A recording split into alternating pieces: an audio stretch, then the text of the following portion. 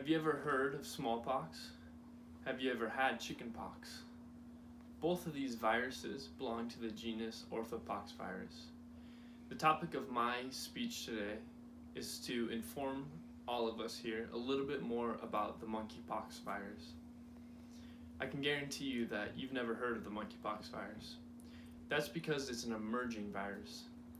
And what that means, emerging virus, is that it is a new virus that has become prevalent just in the last decade or so, or it's a virus that at one time was very deadly and known among the inhabitants of a certain region and has gone away and then has re-emerged. That's an emerging virus. I'm going to talk about the monkeypox virus today and break it down into three separate parts. The first is where the monkeypox virus is a problem today. The second is the clinical manifestations or symptoms of the virus. And the third is the transmission of the virus, or how you get it. First off, in the Encyclopedia of Cambridge on Paleopathology, Arthur Coronado says that this disease is prevalent in Western Africa. These countries include Sierra Leone, Nigeria, and the Democratic Republic of the Congo. And if you look at my image here that I have, this is a map that outlines those Western African countries.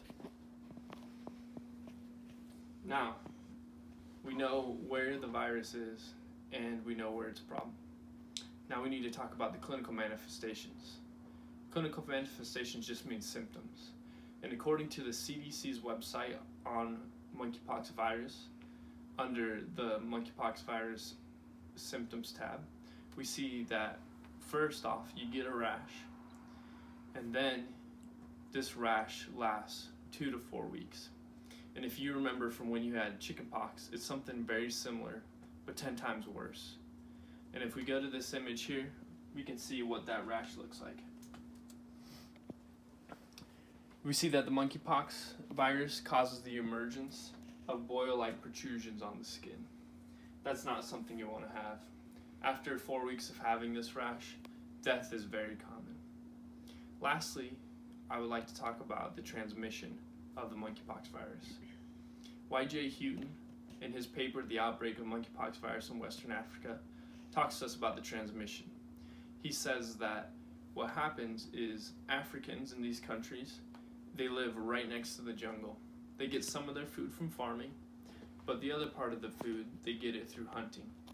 They go into the jungle and they hunt things called bush meat. That includes monkeys, bats, and large rodents. When the hunter hunts these animals, he oftentimes needs to butcher them before eating.